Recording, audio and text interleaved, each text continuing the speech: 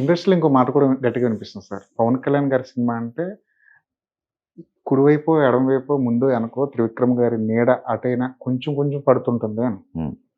మొన్న మధ్య మీ ఫోటో కూడా చూసాను. సెట్‌లో త్రివిక్రమ్ గారు అవును, సాంగ్ తీస్తున్నప్పుడు. అవునవును. అంటే మీ ఉద్దేశం ఏంటి, ఆయన కొరియోగ్రఫీ ఏమైనా చేశారంటారా? లేదు సార్. త్రివిక్రమ్ గారి హ్యాండ్ ఉంటుంది పరోక్షంగాను, ప్రత్యక్షంగాను. పోనీ ఆయన కథైనా వింటారు అని చెప్తుంటారు కదా!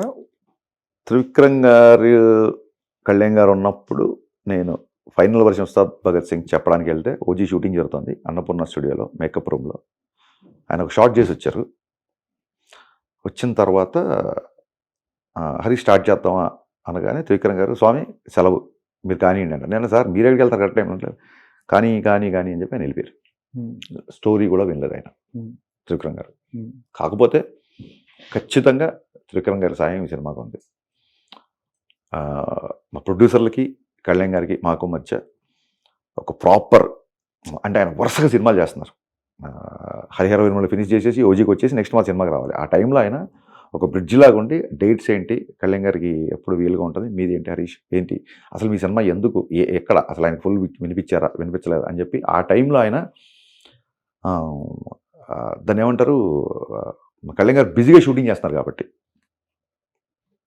ఆయన మాట సహాయం చేశారు. నేను నెక్స్ట్ అడుగుదాం అనుకుంటున్నా.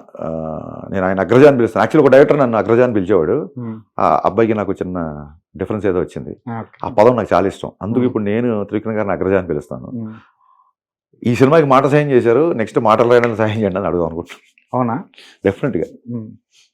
కానీ అంత అంత ఉంటుంది సార్. ఒక మీరు గొప్పగా రాస్తారు మాటలు. అంటే మీరు ఇంకొక డైరెక్టర్ని పిలిచి రాయించుకున్నంతగా. ఇప్పుడు దాన్ని ఏమంటారు,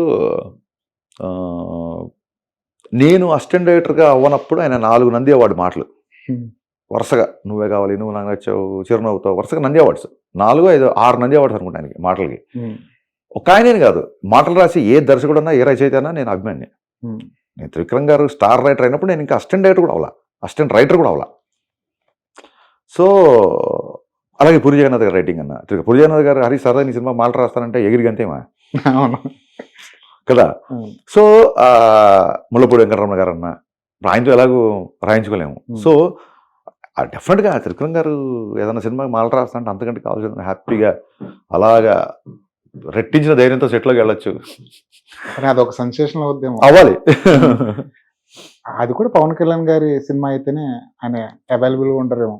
నెక్స్ట్ ఎప్పుడైనా ఇలాంటి కోరుకోండి, ఇలాంటి కోరుకోండి. హరీష్ శంకర్ గారి డైరెక్షన్ లో హ్యాట్రిక్ సినిమా వచ్చినప్పుడు హరీష్ శంకర్ గారి కథ, దర్శకత్వం, టచ్ త్రివిక్రమ్ గారి భాషలో సూపర్.